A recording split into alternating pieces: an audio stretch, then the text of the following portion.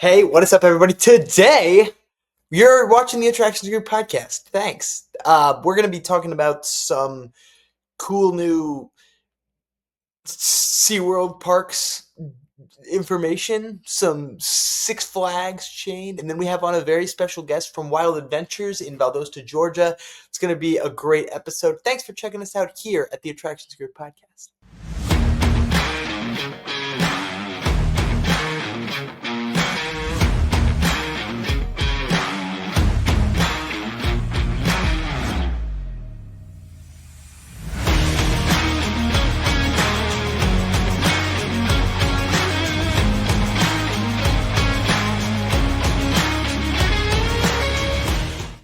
Hey, David, how are you?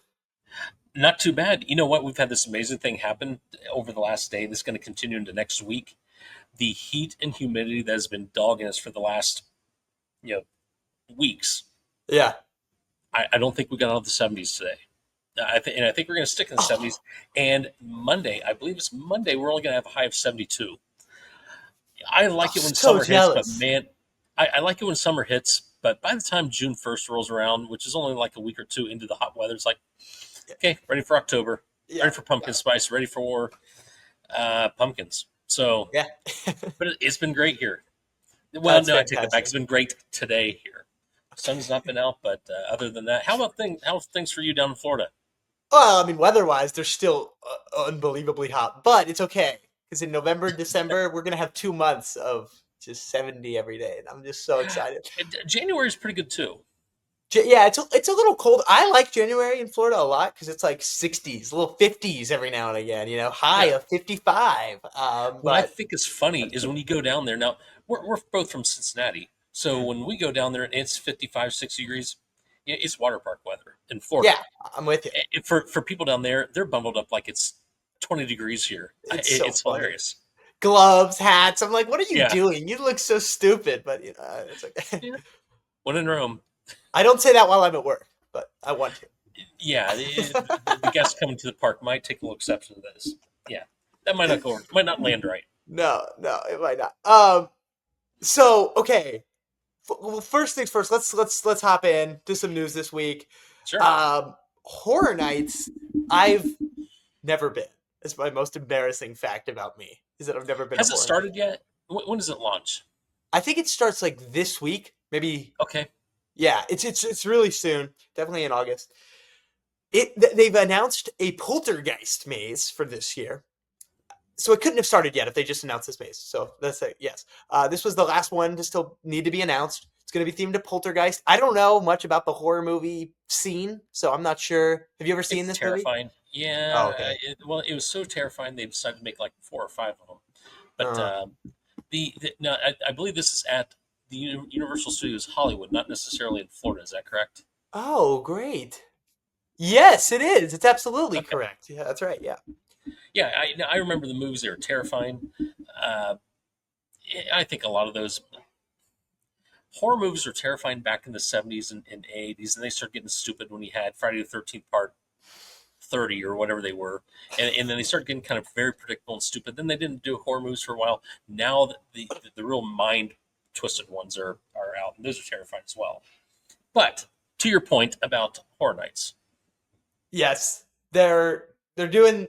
I have never been to either of them, so I guess I will not be experiencing this Poltergeist house either way because I'm not going to Hollywood. But that yeah will be interesting. It's returning. People, it was up in the air whether or not it was coming back. This Poltergeist house, and it's back. So there you go. I imagine all of the Horror Nights houses in Orlando have been announced by now because it starts very soon. yeah. Now, Yeah. now Horror Nights for Universal Orlando specifically is the Horror Nights. Is that a Islands of Adventure thing? Is that a Studios thing? Is it an Epic Universe thing, or is it all of them? It's just right now a studios thing. Okay, Just a Studios Florida thing. It's a hard ticket event. You cannot, use your day ticket to stay right. there. You have to, also if you buy the hard ticket event, you don't get day admission. So it's much like party season over at Walt Disney World. Horror Nights is, basically an event every night or 4 nights a week. They used to do Horror Nights at Islands too. It's been probably 10 years, but holy cow. I do imagine Horror Nights is going to be coming to Epic. It's not there this year. That'd be pretty crazy to do it on your opening season and everything like Yeah, that. But I, yeah, I they think, need some other things thrown at them. yeah, exactly. Um, I think it'll be there maybe next year, maybe as early as then. But yeah, just as studios, they offer a bunch of like backstage tours too of the houses. So you go during the day when the houses aren't open, but before Horror Nights, and you get to like walk through the house and see what it looks like with the lights on and everything like that. So that seems pretty cool. Hopefully, it's working well for them too, just as a method of printing the money to support whatever's going to be replacing Hollywood Rip Ride Rocket. So Which is closed now. Yeah, which so is closed now. it's a perfect segue to that. By the way, Yeah. have they had any kind of an inkling of what's going to replace? Is it going to be just a attraction? Is it going to be a roller coaster? Is it going to be a maze? Is it going to be Well, they've not said anything. The parks have not said anything, but I will show you what I think it's going to be. oh Many people, all the coaster enthusiast types, are all saying they're building an Intamin drift coaster like what they're building in Hollywood. It's going to be themed to Fast and Furious. This is what's going to happen. It seems like it's just like so widely agreed upon that I don't really know why. But if you look at I'm going to show you here on Google Earth, and I will describe what I'm saying. If you're not watching, it's okay. If you look at the land that Hollywood Rip Ride Rocket takes up, this red building right here is the station. And okay, it's kind of just this long, slivery track in between what is a bunch of developed land. So, like, here we have City Walk. There's a little, like, helix here. Like, there's just not that much right? room. They have cleared out a bunch of this space, like where all these trees and stuff are. Now all of this is open, and it's all like they're doing active construction on it. But the vast majority of the land is not actually land that's been being taken up by Hollywood Rip Ride Rocket, but rather land that's just been blocked. So these two sound stages right here, gone. There's gray construction land right there now, Okay, and even some of this parking lot over here is now been converted into just construction land. There's fenced up walls around it. That's a pretty big area. So I think whatever is coming, that is going to be like a show building, an indoor okay. section of it. Whether it's a roller coaster that goes down and back, kind of like this, and maybe it has its, you know, something or other Hmm. station, maybe where Rip Ride Rockets is, but then it has like an indoor section, dark ride type part. I don't know, but I do think that there will be a large building right there that'll be used for the ride. And I would like to add one more thing: the part of where they're doing the construction basically at City Walk, where they've been doing the, in between the entrance to Universal Studios Florida Hmm. and Hard Rock, where you used to enter for events and stuff. They could, I'm just saying could, I'm not saying will, but they could use that as a place to just expand City Walk. Put in another restaurant, another, big NBC cafe type, Hmm. tons of tables restaurant. I think that'd be a little sad because, of course, I want the roller coaster to be, Right. 1,000 feet longer instead. But that does make a lot of sense. I will admit. So I would keep that in mind if you're interested in the speculation type of things. Those sound stages, yeah, Mm. now, are those going to be demolished, or are they going to be repurposed, or are they? Do they really use those? I don't know if back in the day, back when Universal Studios started, I don't.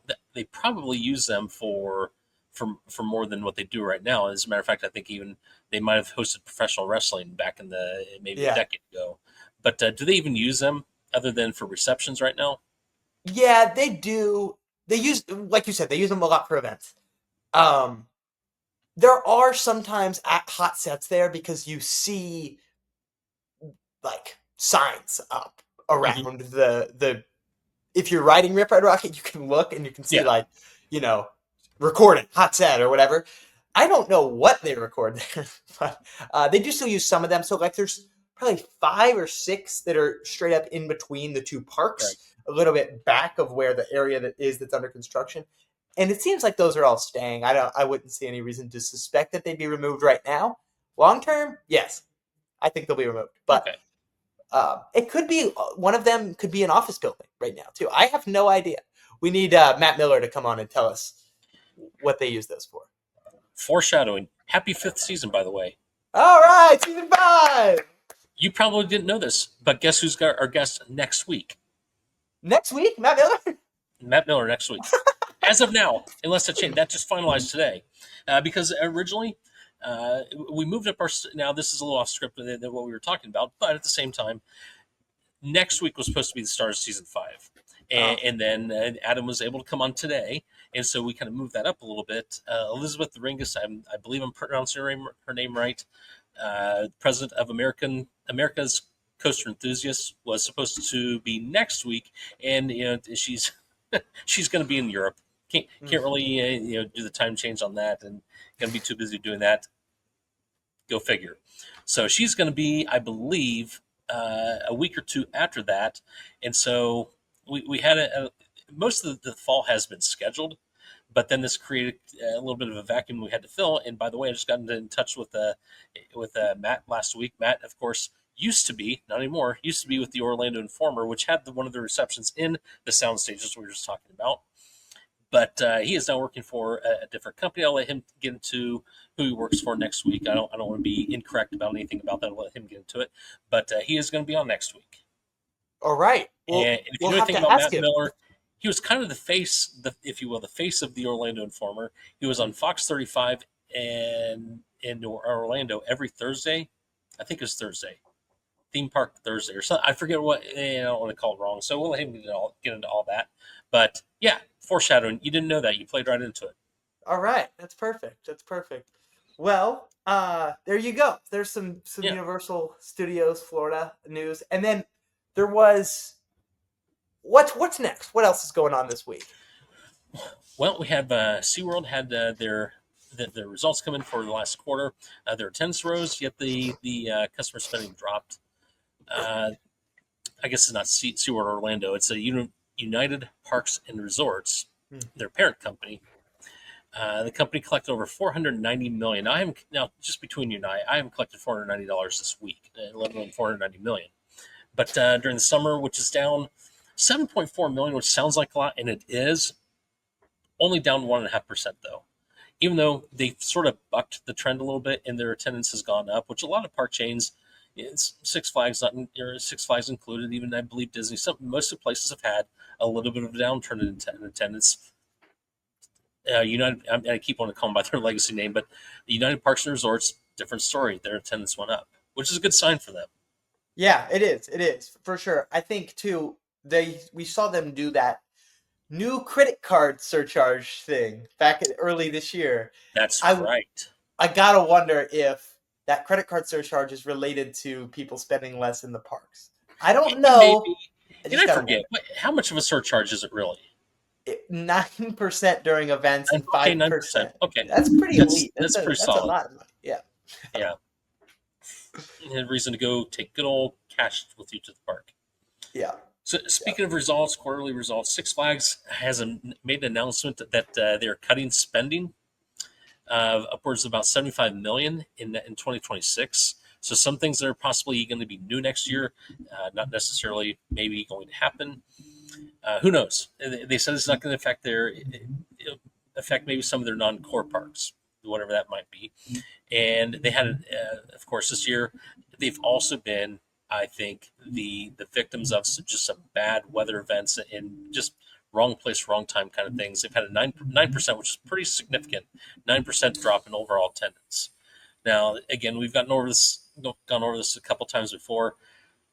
If you're in the Midwest and you're at the Legacy Cedar Fair Park or Six Flags Park, you have horrible weather. It was springtime cold all the way up through about June 1st. Then about June 1st, it just got hot and humid. Then, of course, you had cicadas. And so you have just a number of things come through. Is some of that because of some of the guest experience things that have some of the debacles they've gotten into? Yeah, probably it's not the wheel; it's a cog in the wheel. But all these factors came through. Just a very unfortunate, very unlucky series of events this year for the new Cedar. I'm sorry, for the new Six Flags park chain for attendance this year. And on top of all that, you get all that, and of course, CEO stepping down. Hmm. So I guess what would one of our episodes be without some sort of news coming up, positive or negative, as it were, about Six Flags? Yeah. Yeah, I do think 75 million though sounds like a lot because like you think about Raptera was, you know, Yeah, 35 million or whatever. That's two Rapteras. That's a big difference. Adding two it is. Rapteras versus not adding two Rapteras is a big difference. But it's also like not that big of a difference. They still expect another 60 million in corporate synergies. They cut down their spending by 75 million throughout varying, just facelift type things. Right. You can probably get 15 million off of that. 500,000 per park. That's the thing I now. honestly Is think like it's these numbers, they're still big, but 75 million per park is less than $2 million per park in the chain. That's the it, chain's just enormous. So it's true. yeah, Yeah, and also they're cutting that much out of the budget. I think it's an opportunity for any of the parks to upgrade the guest experience by playing small ball, yeah, paint a couple of buildings, do different landscaping. I mean, it's still going to be capital expenditures, but it's not a $30 million roller coaster. yeah, And you don't need to do a $30 million roller coaster to make the experience more enhanced than what it was the season previous. You can yeah, do landscaping, you can do digital readouts or displays. There's a number of different things they can do just to upgrade the experience. It has nothing to do with building large attractions. Yeah, you're not going to get the new exciting ride that year, but at the same time, I think there's things that could be invested in guest experience that would make a big difference. for That would sure, go a long way, for rather sure, than something that's just a 1 year splash and replaced by the thrill the next year. This is something that can go on and on and on and on. That's why, and not to pump up Disney, my cast member here, that's why I want no. You look at the ride of it's a small world. It's been the same thing since the park opened, Hmm. but it still has hour-long waits because it is a guest experience thing that people want to go there to see. What is some legacy attraction that any kind of park in the Six Flags chain or Herschend family chain or Merlin, whatever the park chain may be, that guests resonate with, that you can upgrade that experience to make it that much more appealing and yeah, keep people coming back and making sure that once thrilling attraction that is now mundane gets that 30-45 minute wait now. yeah, And yeah. I think it's an opportunity. I think too. Like you got to think. We talk about Kings Island a lot, but you got to give a hand clap to Kings Island because they do this well, and I think some of Mm-hmm. the other parks in the chain could learn from this. When you think about the retrack of the Beast, when you think about Yes. the change of Backlot to Queen City Stunt Coaster, the Camp Snoopy upgrade, a lot of things like this. I Yeah. think that's a good example of how to play small ball. Retracking the Beast, maybe primarily among them. So, uh, Yeah. And for yeah, what it's worth, we pick on and we promote Kings Island a lot. And that's not because it's the favorite park in the chain. We're both from Cincinnati. yeah, It's one we're most familiar with. yeah. So I've been to Kings Island more times in the last month than I've been to other parks the entire year. Yeah. I was doing Man, the math. This is unrelated, but this is extremely unrelated. So I work at a park, and I live in Orlando, so that gives me the opportunity to visit a lot of parks. Very fortunately, it is. I'm very lucky. I get to go to parks a lot. I think if you took the number of days this year in 2025 when I was or will be at some point in a theme park, I think it's north of 300. I think it is. I think it's north of 300. I don't know. I would have to try to sit down and count because counting my pass usages is pretty easy. Counting like the days I went to one-off parks is pretty easy because I always take a lot of pictures and stuff. But counting the number of days I've worked is pretty much impossible. So I don't actually know how to do this. Uh, but if yeah, I really want to know what the number is. Maybe in 2026 I'll just have to keep track. Uh, so yeah, this is an interesting question. What is? Let us know in the comments below the highest number of days per year that you went to a park at some point. Let us know. And multiple parks in one day, by the way, it doesn't count. That's one day. All right, David, this week we have on a very special guest, Mr. Adam Floyd, the Director of Sales and Marketing at Wild Adventures in Valdosta, Georgia. Mr. Floyd, welcome to the show. Hey, thanks, guys. Thanks for having me on. thanks for Yeah, of coming on. course, of course. So, Wild Adventures, we've talked about it here on the show recently after I got to go, but from, a little bit more of an insider's perspective, could you give us a little bit of a Wild Adventures 101 for people who may not know much about the park or the history of the park? Just a brief overview before we hop too deep into the weeds. Absolutely. Wild Adventures, I always like to say, is a theme park that probably shouldn't exist. If you're really thinking about like where you would where you would build a theme park, you would probably not build one in South Georgia. But someone did back in the early '90s, and it started off as a family farm. And there was a petting zoo, and the guy that began the park, he would invite local businesses to come out and have meetings, and that like in the early '90s, around like '92, '93. He started having like um, field trips, school field trips, to come see the animals. And then there was a traveling fair that he would allow to park their rides on the off season. And then they're like, well, why don't we turn them on the weekends and charge people like a few dollars to, come ride it? And then so that sparked the idea that, oh, well, maybe South Georgia could have a theme park. So we started building it, and by 1996, what was known as Liberty Farms Petting Zoo, which you can't really see it behind me, but I have an old Liberty Farms Petting Zoo sign that we actually just discovered, in some storage a few weeks ago. So I have that here in my office now. But that started in the early '90s, but by '96, it was Wild Adventures theme park, and the ride started coming quickly after that. By the late '90s, we had our first roller coaster. The Boomerang came in '98. The Twisted Typhoon came in a little bit after the 2000s. Splash Island Water Park came in around 2002. And so the park just grew and grew and grew year over year. And now it's a part of Hershon Family Entertainment. And we're getting ready to celebrate our 30th anniversary next year. How That's awesome. exciting. Hey, if you don't mind the question, I like history. I like context. When it started out as a petting zoo, how long did it take to get from hey, I've got an idea to day one? And how big was the petting zoo? How many acres did it consume when it first started, and compared to what it is now? Yeah, so the founder of the park, Kent Bisher, he still lives here in Valdosta, and although he doesn't own the park now, I get to talk to him on a weekly basis. He runs a printing company here in town that we actually use for our printing, so I get to talk to Kent often. And so a few years ago, when we were doing our 25th anniversary, I got to sit down with him, and he brought me a shoebox of all his old family photos from when they started the park and the petting zoo in the early '90s. So basically, the petting zoo portion of Wild Adventures was kind of the same size as the park is now. It was very expansive, very large. They would take people out I know this is very country, but they would have a tractor with a trailer on the back, and that's how they would do the first rides. At Wild Adventures, you'd put a few folks in the back. You'd take them around the farm, let them see the sheep and the goats and the horses and things like that. And then over time, you started to add in some more exotics like zebras, and then eventually, a few giraffes and things like that. So it really did start as a petting zoo, but it was a lot larger than you probably would think a petting zoo would be during that time. That's fascinating. So How while many? we're on Just the, to, go ahead. Yeah. go Well, ahead. how many acres was it at that time? Well, currently, Wild Adventures is 140 acres. Okay, so it's pretty big. Yeah, it was pretty big. I think that if you were like standing in Wild Adventures right now, I think the petting zoo portion of it would probably go from like the main entrance to where the lake is right now. So Okay. maybe about half the existing park was kind of a petting zoo.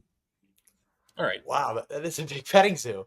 Yeah. While we're on the topic of history, I have to ask the cheetah, the very famous CCI wooden coaster. I of course I didn't make it to Wild Adventures while that was still running, but I do have to ask: was it as awesome as it seems?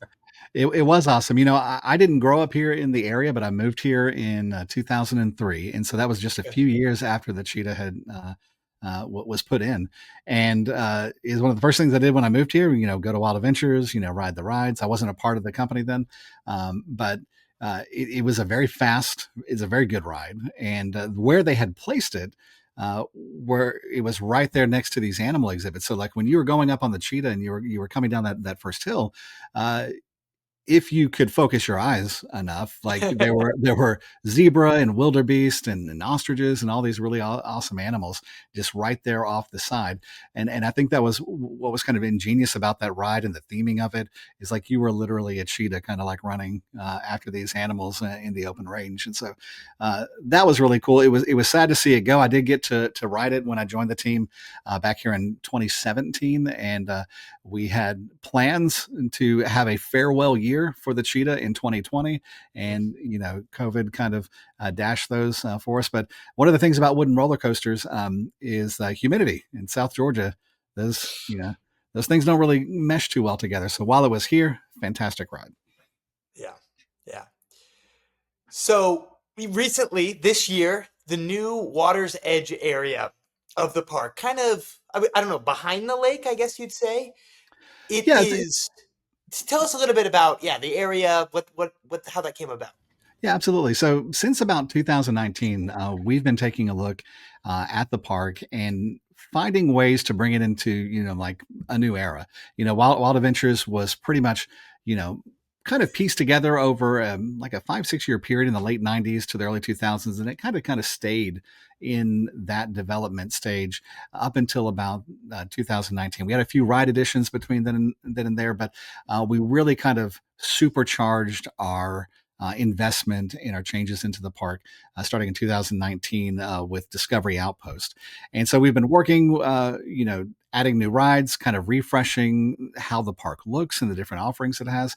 And so we added Oasis Outpost in 2022. And this year we added the new Water's Edge area, which features 2 new rides and the relocation of our Ferris wheel, which if you're a fan of Zombieland, you are very familiar with our Ferris wheel on, different attractions here at the park. But we relocated the Ferris wheel from near the parking lot over by the lake. So it's a much better view. So instead of, going up and just being able to see your car, you can go up and you can see the lake and all the different attractions we have here at the park. So the theming around the area is it's supposed to feel like a maybe like a South American fishing village that's having a celebration. So there's lots of bright colors. There's the fun boat parade ride, the fun wing swinger ride, and then the Horizon wheel, Ferris wheel that you can ride as well. So it's a fun little atmosphere. Yeah, for sure. For sure. Being that you're located in Valdosta, am I pronouncing it right? Valdosta, Valdosta, which is it? Valdosta works. Yeah. Okay, well, it works, but is it right? Oh, it's right. We don't want to get too fancy about it. Although I have heard that it's named after the Valdosta in France, but I don't think I'm that way off. I don't think we need to get too French with it. Valdosta is just fun. Yeah. Adam, we place a huge premium on accuracy here. So, where you are located in Valdosta, whatever you want to call it today, where do you find a lot of your guests are coming from? Or is it people mostly coming from Georgia? Are they coming up from Florida? Is it Jacksonville? Is it Macon? Where do you think most of your nucleus comes from? Yeah, absolutely. So we have a very strong season pass holder base. I think Wild Adventures, our season pass holders are probably more central and core to our experience than maybe a lot of other parks.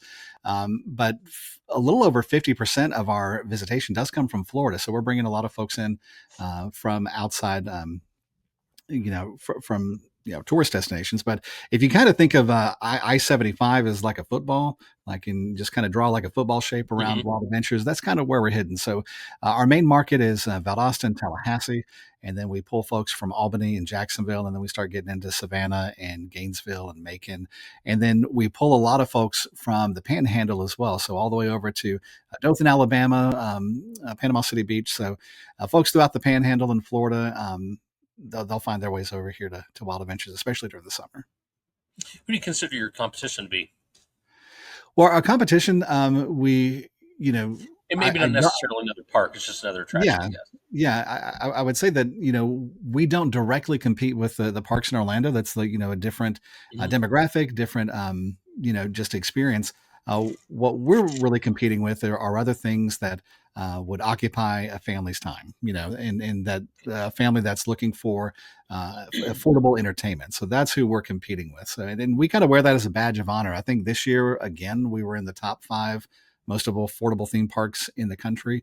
And we've kind of been in that, for the past like 5 or 6 years. And that's kind of where we want to be. Yeah.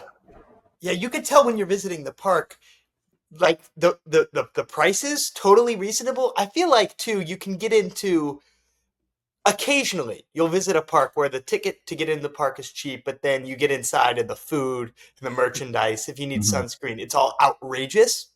And Wild Adventures was not that way at all. There was I don't know what the exact price was, but the bottles that you would buy for like day refills last for the whole season, and their price was like totally reasonable. So for sure it felt Yeah, like we do kind of uh, level set against some of our competitors in Orlando, where like the souvenir cup that you get here is $19, and that is a day that's a day fill at a lot of other parks. But at Wild Adventures, where value is really important to us, that you use that for the rest of the season. yeah. If I'm not mistaken, though, that's pretty common across all Hurston properties, isn't it? For to have those refills last for the rest of the year. Well, just the Yeah. price affordability of everything.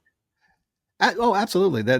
I'm not sure that I would say that's like a major focus, but making sure that families can come and it's not Hmm.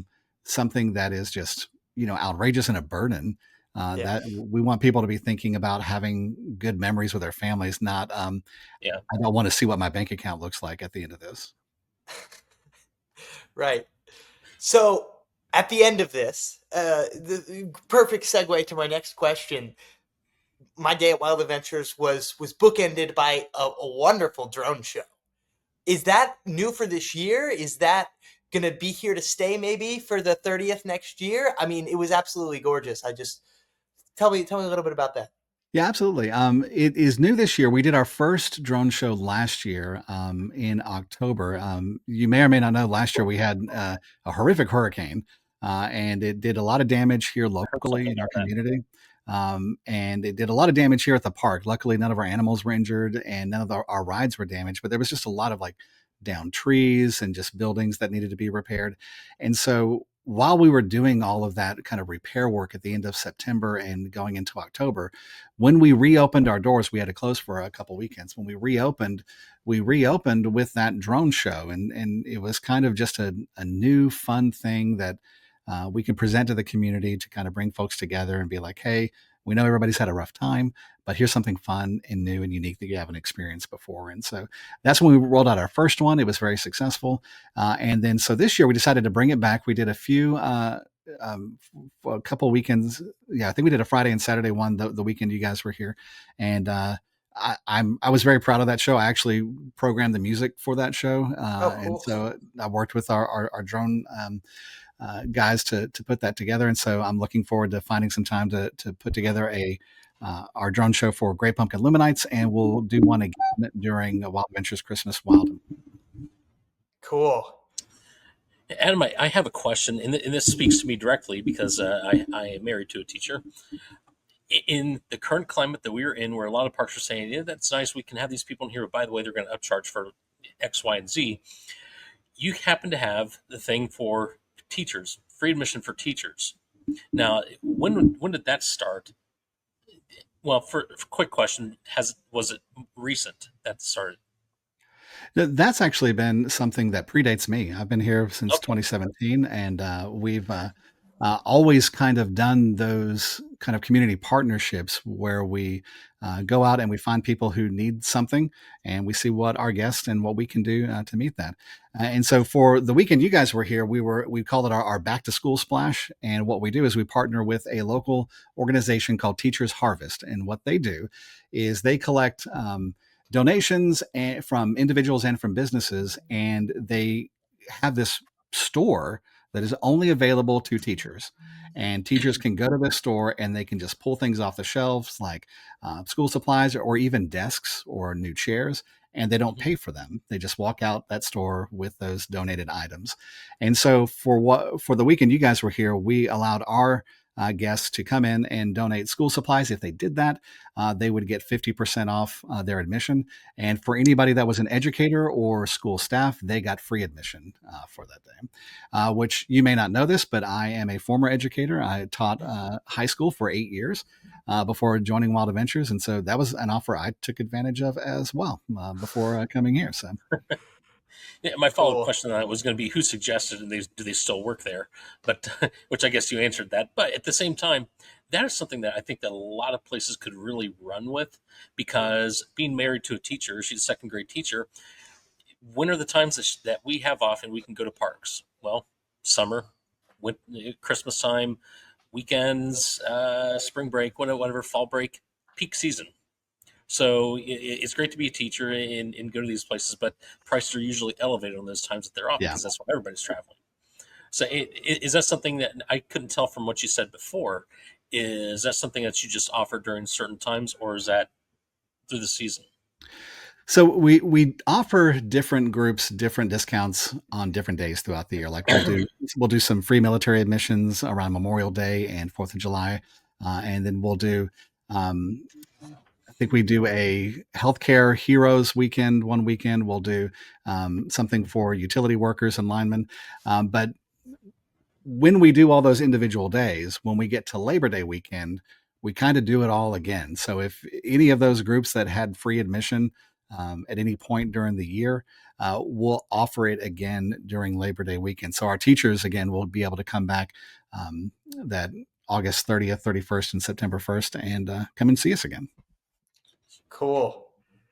So Splash Island, I didn't get to make that a part of my day when I was over at Wild Adventures, but is it is it extremely popular for families to do both in a day? Do you find, or is it more of a today we're going to go to the water park, maybe we'll come back tomorrow and do the animals and the rides and the dry park side of things, or how does that usually shape out? It depends on how you're visiting the park. So if you are somebody that's coming in on a day ticket, and if you purchase our full price day ticket, you get the next day free, and that's something that's super popular. So that's usually how that shakes out. Some they'll come to the water park the first day, and then they'll do um, the wild adventure side with all the rides and the animals the next day. But if you're a season pass holder, we find that if you're a local and you're a season pass holder, if it's hot, you're in the water park. Like that's just where you are for most of the day. It doesn't matter like if you're going to go ride the roller coasters or anything like that. You're trying to soak up as much water as you can and beat the heat. Yeah. Yeah. So back in the spring, just to tie to what's going on in the industry, really, because there's a lot of mergers happening, a lot of companies combining together.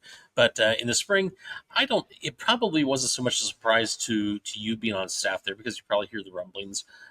Really, and I work in the industry, and even so, the news kind of took me a little bit by surprise when Herston announced the acquisition of Palace Entertainment, or that it was coming. Uh, what is perspective as bringing all these new parks in from the Palace Entertainment perspective, which for my money, which is such as it is, I can't think of a better company to have taken over the likes of like a Dolly or not Dollywood, Kennywood, and in some of those legacy Palace Entertainment parks that have a lot of history to them, to be able to protect that, and just from the perspective of the legacy Herston parks now having some other sibling parks in the chain, what does that mean for you? Not necessarily from an operational standpoint in Georgia, but also budgetary, because now you got more money has to make it to other parks as well. Well, thankfully, that is entirely way above my pay grade as far as worrying about budgets at the other parks. But I will say I agree with you in that when you think about the history of the parks that are coming in from the Palace Entertainment side, I think it's fantastic. I think that when you have a company like Hershon that is very interested in creating spaces for people to have good memories, the history of a park that matters. Like that's where those memories were made, and if you don't respect those kind of things going into it, when people come back to make more memories, it doesn't feel the same. And so that's something that we've always been proud of preserving here at Wild Adventures. Even though as we're trying to forge a new path, that's we don't leave the past in the rearview mirror. We still try to honor that. So yeah, I would totally agree with you that Hershon's was the perfect spot for those parks to be. Yeah. So we're getting into a very important time of year in for parks, especially for parks that can still be open. It's Halloween season. Lots of places have their horror events. Lots of places have their family friendly Halloween events, and then of course beyond that, we'll get into the Christmas event. So could you get into a little bit of detail about what the Great Pumpkin Illuminates Festival is going to look like at Wild Adventures, and then maybe a bit about Christmas too? Gotcha. So, Great Pumpkin Illuminates kicks off on September 19th. This is our fifth year of doing this event. We started it right after COVID, and it was a big pivot for us. At Wild Adventures, we had a terror event, a horror event called Terror in the Wild for many years. And there was another event called Phobia pre-Hershen that had gone on for over 10 years, and it was pretty respected locally as far as being able to pull out the scares. Like people did come for that. I remember coming for that, and a lot of it was more real than I would care for it. So it was very scary sometimes. And so we doesn't really fit the Hershey brand to have those kind of horror events. And so after COVID, when we weren't able to have a scare event because of social distancing, when we came into 2021, we made that pivot into kind of sticking with our core values and making things family friendly. And I'll be honest, I was a little concerned that we would see some kind of pushback on that, and we really didn't. We know there are fans of that old horror event that would like to see us bring it back, but when it comes to attendance and revenue and people enjoying the event, we saw an increase. And so the market kind of told us what they wanted from us at that point, and that was to have a fall event that the whole family can enjoy from beginning to end. And so that's what we offer. So Great Pumpkin Illuminates features giant pumpkin sculptures throughout the park. We've got a lion that was new last year. We've got some flamingos, which I learned is called a flamboyance when they're in a group. So we have the whole flamboyance of flamingos there. We've got a zebra sculpture. And then we also added some new lighting areas that are really impressive. One is called Foggy Forest. The other one's called Glow Grove.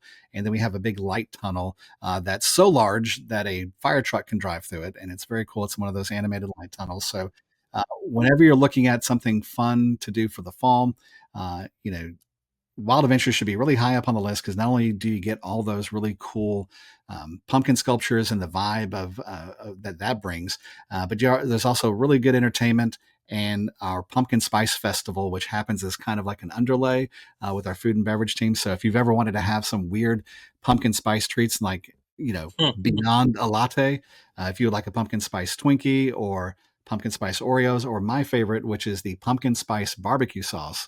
When you go to Lone Star, you think it would be awful. It is not. It's literally my favorite thing at this park. No, I'm pretty sure it is awful. Oh no, it was. Talk to me a little bit about the pumpkin spice Twinkie, or I'm sorry, the Oreo. All right, so the pumpkin spice Twinkie and Oreos, we'll do traditional fare stuff, where we'll deep fry both of those, and we dust them. Okay, that's included. Yeah, then we'll. How can you make something unhealthy more unhealthy? Yeah, exactly. But we actually get pumpkin spice flavored Twinkies from Hostess, and then we dip those in a pumpkin spice batter, and then we still sprinkle it with pumpkin spice on top of that. It's pretty good.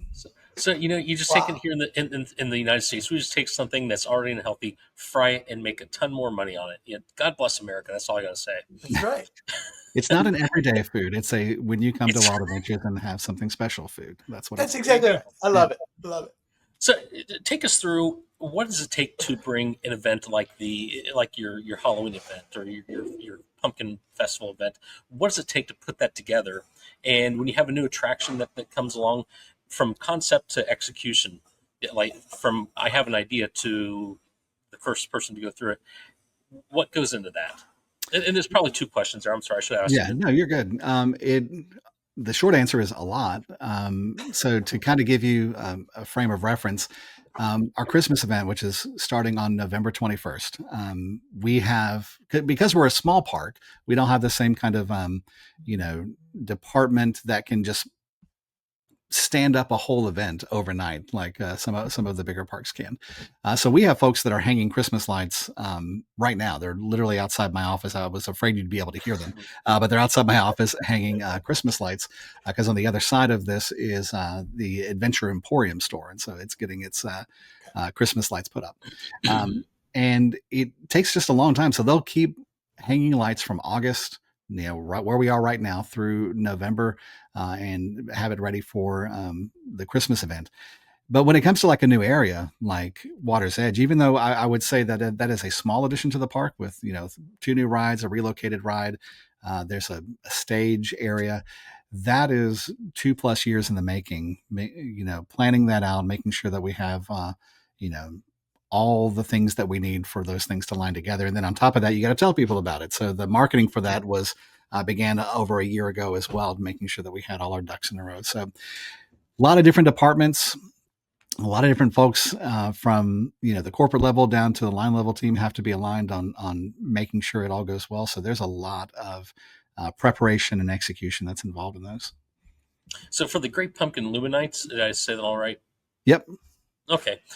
When it comes to that, when do you start setting up for that in the summer? And as far as your marketing for that, when does it start? Is that probably time out with about the time you start selling season passes for the following season also? Just about. So with our Christmas lights, we can kind of hide those and we can put them up and maybe you don't notice them. It's really difficult to put pumpkin sculptures out in the park during the summer and people not notice that they're there. So we have to wait. So we close Splash Island Water Park on September 1st and we'll be closed for the 2 weekends after that. And that is, you know, starting September 2nd, you will see pumpkin sculptures out in the park and people start to stand that event up. And so that does take a little bit of time, but we have about 2 weeks to prepare. We open on September 19th for Great Pumpkin Luminites. And that does align with our season pass campaign for 2026, which starts on September 8th. And we're probably, if I remember correctly, the earliest Hershey Park to go on sale with our season passes for everybody. I believe some of the parks do renewals for past season pass holders in September, but we'll open it up for everybody.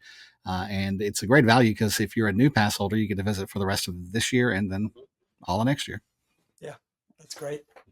So you mentioned the line team there, and I gotta say, like, the Wild Adventures, it was an absolutely fantastic day. The shade in the park is like one of my favorite parts of. I mean, that's a crazy one, but There's like a you fun need story. shade. There's a fun story about the shade. Oh, really? Okay. Back when the park was acquired in 2007, 2008, right around that time frame, was required by Hershey. The park did not have a lot of shade. It was, you know, definitely a lot of concrete. So definitely very hot, misters everywhere, that kind of stuff, just trying to mitigate the heat. But Jack Hershey came down to check out the park and he felt like that there was not enough shade. And so he literally himself, Jack Hershey, you know, with some folks and a backhoe, went and planted trees all across Wild Adventures. So a lot of the trees that provide shade for you now, that you saw when you were here during your visit, those were personally planted by Jack Hershey himself. Whoa, that is a cool story. Nice. Yeah. Wow, and there's a lot. I mean, I don't think I've ever been to a park that's fully as shaded as Wild Adventures. But on top of that, the team that I had the pleasure of interacting with, every single ride, I lost my phone in the park. Every merchandise shop I went into, everyone was super nice, super hospitable. I was treated like family, but actually not like a cliche. How do you create that? How do you get a team that's has that level of buy-in, has that level of care for what they do to go out of their way and try to make people feel welcome? Yeah, it can be tough. You know, I think if you talk to any operator, they'll tell you that getting folks to have that buy-in that's the key, and it is not always easy.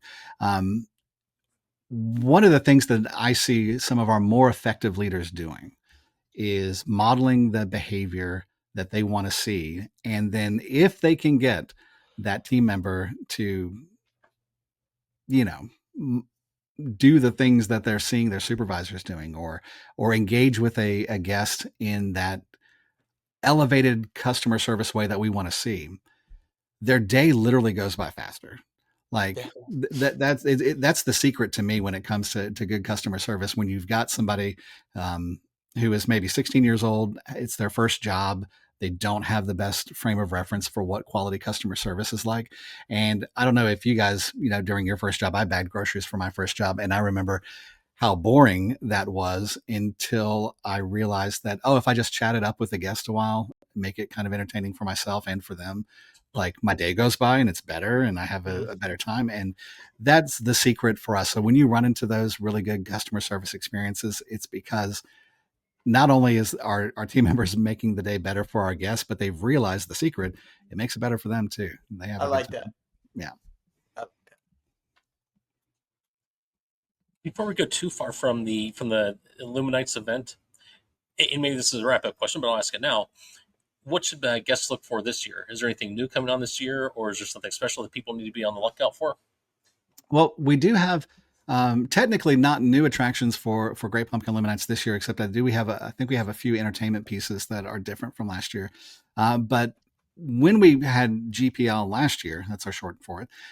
It was right after that hurricane, Hurricane Helene, and so our attendance was not where it would have been otherwise. The area was still just reeling from that throughout October, and so we're kind of looking at Great Pumpkin Illuminates this year as a new opportunity for folks who had missed out on the new additions that we added last year to kind of see them for the first time. So that's what we're putting out in front of everybody. We've got the new lion, the new lighting displays that I was telling you about, and hopefully a few new pumpkin spice treats that we can roll out as well. But it's just a really fun. It's literally my favorite time of the year at Wild Adventures is being here for Great Pumpkin Illuminates and for Christmas, because the park looks absolutely amazing at nighttime with all the lights lit up, and you can't beat it, especially when the temperature starts to cool off and you got kids running around just oohing and on at all the cool lights, and seeing the magician or the fire juggler and just having the best time. That's why we do this, and so it's really awesome to see that.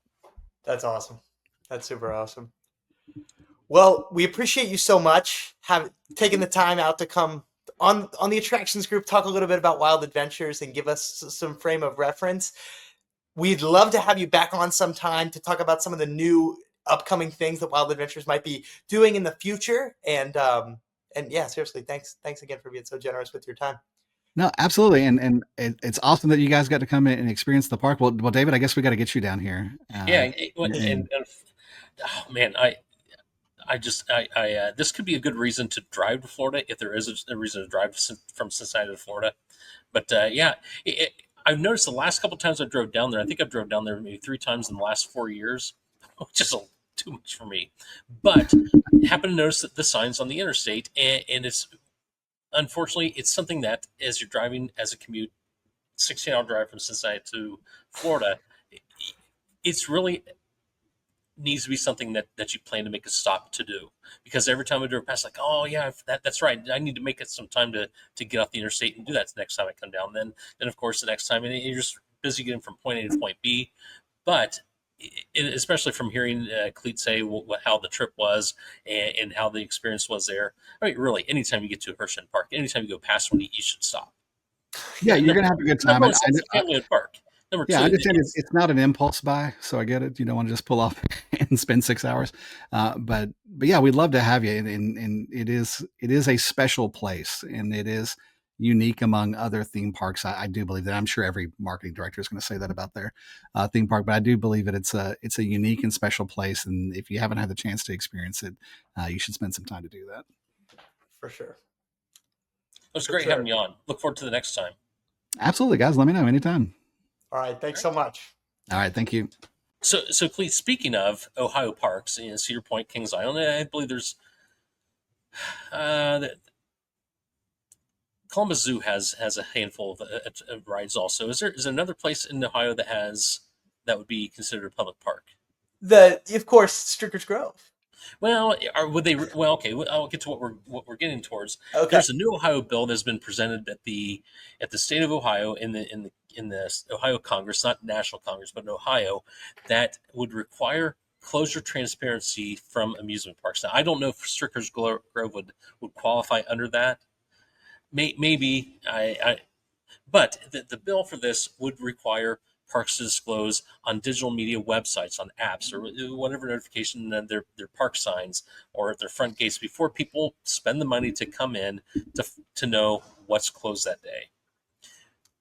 Now, I'm going to read a little piece of the article, which came from Cleveland19.com. The Ohio Congress proposed a new bill that would require public transparency from amusement parks on what rides are not working on the day of visit. According to a representative, this bill would give consumers protection before buying a ticket. Families spend hundreds of dollars and travel across the state to visit these parks. They deserve accurate, real-time information so they can plan their day and avoid the frustration of walking across the park to find a ride shut down. I'm very conflicted on this. And now, let's hear your take first. If it weren't for Cedar Point having tremendous problems with both Siren's Curse early on and Top Thrill 2, if it weren't for both of those things being just absolute, like put it in the history books on how not to open a new coaster. If it weren't for that, I would say this is completely insane. Like, what in the world? It is. How much of that is the fault of Cedar Point, though, or Six Flags? Right. It's not much. I mean, that's you the have thing. a new ride concept. Things are going to go off the rails. Of course. Hopefully. I understand where they're coming from. If we were to go to Cedar Point for a day, and because you brought up Siren's Curse and Top Thrill 2, I'll use as an example. Mm-hmm. We could plan weeks in advance. Now, we have season passes Kings Island. If we go there and the Beast is closed, no big deal. But people that travel from wherever to go to Kings Island to ride the Beast, or they travel from wherever to get to Cedar Point to ride Siren's Curse. They want to go there to experience that, and they get there with no knowledge before they go into the park, and they spent, family for, I don't know what the ticket price is, $280, $70 a piece. I don't know if that's high or that's low. We'll say between $250, $300 to get to the park, only to find out the ride you went there to ride is not open. It sucks. Okay. I'm not going to lie. It sucks. I get it.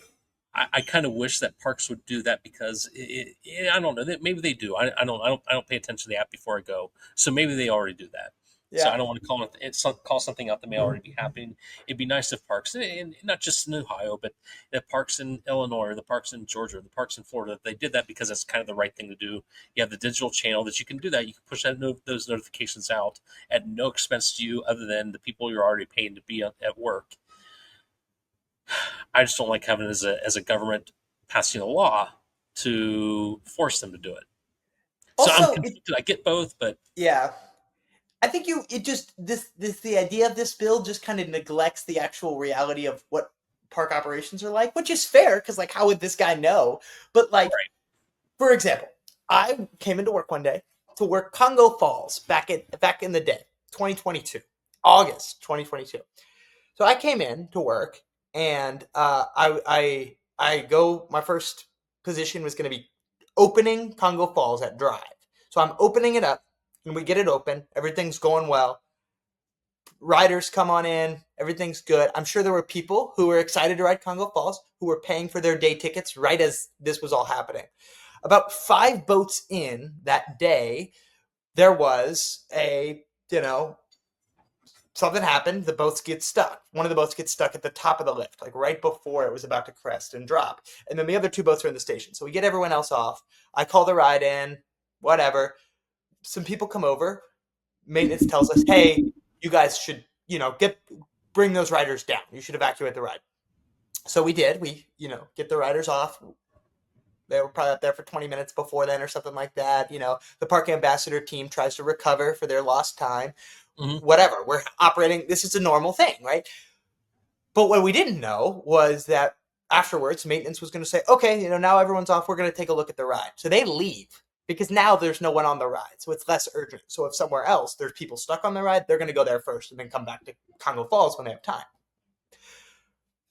We didn't know this at the time, but about 4 or 5 o'clock, this was about 10:30 a.m. when all this stuff was happening in the morning. 5 p.m., maintenance finally tells us, oh, we figured out what's going on with it. It needs a lift sensor. We don't have one. We're going to have to order it. The ride will probably be shut down for 3 days. So if we would have tried to display throughout the whole day when people were buying those tickets, and not many people buy tickets for Congo Falls. Let's be real. But just as an example, if we would have tried to display, hey, the ride is closed, we literally didn't know. The operations team had no idea that Congo Falls wasn't going to be opening up that day until 5. Like we thought, oh, I'm sure they'll get it up to us at some point today. all day. That's what everybody's thinking. We're staffing the ride. Because if we knew it wasn't going to open, we wouldn't staff the ride. We would send those employees to go be extras or to go clean or to go home. So yeah, we just had no idea. And it is kind of like, it's kind of an unreasonable burden to think that a park has to be able to know, because what's going to end up happening is they're going to say, okay, well, maintenance can't tell us whether the ride's going to be ready or not for 4 or 5 hours. So let's just close it all day, because then because we have to put up this digital signage. And if it is closed all day and we didn't know it was going to be, now we're breaking the law. So we might as well just mark it as closed all day. And then maybe maintenance comes over and says, oh, we could have got it back open for you. I think you would run into that situation a lot, where you're actually generating a lot of artificial downtime. So I understand I understand the thought behind it, and I understand the frustration people would have, but that also places a park in kind of, like, to your point, in an interesting position where, okay, something may be nominal. Okay, we're just going to market that as closed the rest of the day. Yeah. Just to keep us in compliance. So it's one of those things where, unfortunately, it sounds good on paper, but in real practice, it's probably a really bad idea. Probably. Which explains a lot of government programs. Well, sound good on paper, but maybe that's where it should stay, on paper. Maybe as technology increases, this will be easier to do, just to mark extended delay on the app or things like this. I don't know. But I think right now it's just, we're not there. We're not there. Yeah. I mean, it's not like they're going down to the hardware store to grab a bolt. It's a specific part for a specific ride for a specific function that you just can't. You can't. Excuse me, I'm going to hop down to the Lowe's and go get to pick up a thing and bring it back here. It's going to take a little bit of that time. Not necessarily, because they got to diagnose what it is too. Yeah. Right. That too. Yeah. That too. So, Clete, before we do sign off, I do want to make a comment to something, and we can both do this and get our opinions on this, because it has taken on a life of its own. Because it with Six Flags has, between Cedar Fair and Six Flags parks, there have been a number of holiday events, and by holiday events, I'm speaking of specifically mostly the Christmas events. They've canceled some of them, and some of the legacy ones that have stuck around, they've made some changes, and there's been it's kind of taken on a life of its own, because Carowinds, as you might have heard, their Winterfest event has adjusted their hours. I don't know how late what their hours were before. Maybe in years past they were open till 10. Kings Islands is open till 10. But they adjusted their hours down to being open from 11 to 7. Now, there's been a lot of, okay, you might as well not even have the lights. Why even go? They're not going to have the Christmas lights on. Or they might as well not. What are some of your thoughts on that? Because I got some thoughts in there that I think people are kind of blowing this out of proportion. Yeah. But I think that's, I mean, if I'm going to be honest with you, I think that's a lot of this Six Flags Cedar Fair merger, is people are blowing things out of proportion. Yeah. You have to, buy a $30 add-on to your season pass to go into the haunted houses now, but your season pass, what's regular or gold pass now gets you into all the parks. Mm-hmm. Boo-hoo, dude. Like, I don't know. Maybe, but like, your Winterfest is closing a little bit earlier. With Winterfest, that is kind of important, because you do want to see the lights, but right, you're still going to be able to see the lights. For the for Kings Island in particular, on the weekends in August, once daily operations ended, in the weekdays when it was still daily operation, but it was in August. Last year, the park was closing at 7 every day. This year, it closed at 8 every day. So the hours are moving, but they're not all moving towards the direction of contracting. So I don't know. I think that it's a little unfortunate. I agree. I'd prefer to go at 10 p.m. and so forth, but also, like, it's fine. My thoughts. It's a business. I love that. Yeah, I think this is an experiment for Carowinds. I don't think just because they're doing Carowinds means it's going to happen at the other parks. But if you look at where Carowinds is, it's in Charlotte, which in December, it's similar to Cincinnati. It's sundown at 5:15, and largely it's going to be pretty much dark at 5 o'clock. So from 5 till 7, it's going to be dark, and the lights are going to be on. So you're going to be getting that experience. You may not, you're not going to get it till 10, but at the same time, also in Charlotte, in December, the temperatures are between 50 and 55 during the day, 35-ish at night. Now in Cincinnati, we might come out in shorts and a t-shirt if it's that kind of weather during the day, even some of that night. In Charlotte, a little different. It's not necessarily where it is down in Orlando, where you got the ski gear going when it's 55 degrees out. But in Charlotte, that allows them to open up earlier and have some of their summer operation attractions open, so people can come and enjoy those. And then by the time it hits 40 degrees at 7 o'clock or 5 o'clock, you see the lights also. So I see this as a way that they think they may be able to increase their attendance because they're taking more advantage of the warmer weather during the, the 55-degree heat of the day and get it to where you have the lights when it's dark at 5. So you can get a little bit of a, a transition between both of them. Now, I don't know if that's what they're doing. I think that people getting all up in arms because it's closing at 7, I think that's a little, you're upset about all the other stuff, so you're just lumping this into it. Yeah. So I think it's blown out of proportion. I think it's an experiment. I think this is a worthwhile experiment for them to do, given the climate and given the location where the park is. Yeah, Fury 325. I just looked it up. That's what I was doing. She's something on my phone. Fury 325 is open during Winterfest, and those B&Ms they have a very strict minimum temperature. All of them do. So, like, if you go to Kings Island in April, there will be times when Banshee and Orion and Diamondback are closed because of the temperature. And indeed during Haunt as well. So yeah, I do think that'll be helpful for Fury immensely. So to keep it, it's not going to be able to run that late at night. It's going to be too cold. So might as well give it some more daytime to hopefully get some more riders. So yeah, if you're listening to this, you heard about the Winterfest hours being adjusted in Carowinds, and especially if you're not from Charlotte, okay, let it play out, see what happens. This is one of those where I think it's something that's going to benefit the park chain in the long run, and who knows, maybe it'll be a loser for them, and they'll go back to being open until 10 next year. Maybe that's who when knows? So that's a piece on that. Yes, I think my general take about all things theme parks and price raises is like, and yeah, I just love parks. And I love roller coasters, and I love new additions. I love when a ride closes down because it means they're going to have to replace it. I think you hope that's what happens. Well, right. I think everyone can agree, though, it's to some extent. If a park has to charge me $30 more for a day ticket, but because of that, the park is going to be able to exist. I'm not talking about adding in the biggest and baddest, versus just staying how you are. No.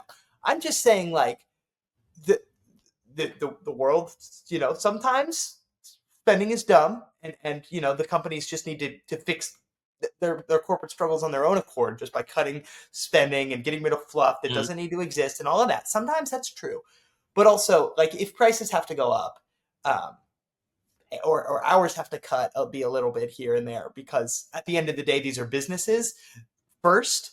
That good. Let them do what they need to do, because I want them to be here in 20 years when I will hopefully have visited them for 20 straight years instead of 5, and then they were no longer. So I don't know. Well, I hope that's the case, and I'm sure the people that are much smarter than me have run the numbers on that. The fact that if you're part of near Six Flags Park, or I guess the prices are different for the annual passes where they've done them at Kings Island, for instance, and I think a number of parks, $99 for a renewal. That's great if you're paying the $99. But when I was about your age, back in the Paramount Kings Island days, Paramount Parks days, an annual pass was $89. And so, and for what it's worth, that's about 25-ish years, maybe a little bit longer than that. Between 25 and 30 years. And it sounds strange to say that, but the price didn't go up in 30 years. As a matter of fact, it went only up $10. I don't know. I'm glad that's all we paid for renewal, but at the same time, that seems like you never want to be the most expensive park out there, but I don't think you want to be the cheapest one either. So I don't know. I hope that this is a positive.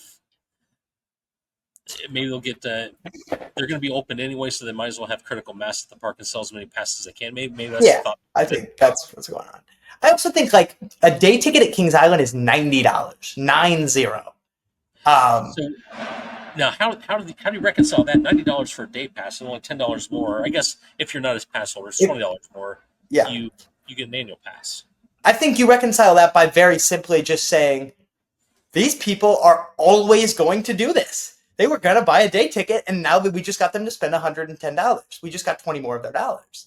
And while, yes, that does mean that they can come back again and again, it also means that when they come back, they're going to rent a stroller and buy a locker and buy soda and buy food and buy merchandise and buy the addition for the haunted houses and all of those things. The park is worth $90 a day. Kings Island, Cedar Point, Carowinds, they're world-class theme parks. Mm-hmm. I don't think $90 a day is too much to ask. I really don't, but I do think it's awesome that they're, I cannot imagine how many season passes upgrades they must have happening because that's such a cheap addition. And so I think it'll be great. And they have a new program too that's like, the more you visit, the more rewards you get in the app.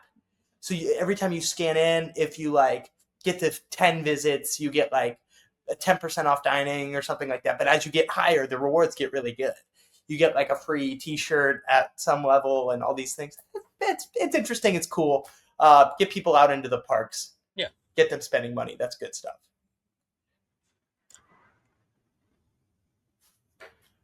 I think we're good. All right, good. cool. We're good. Thanks Okay. for checking us out on the Attractions Group podcast. We had a great time this week, and season 5 is here. We'll see you back. See you back here next week. Make sure to subscribe so you don't miss out on the new season. Here we go, season 5.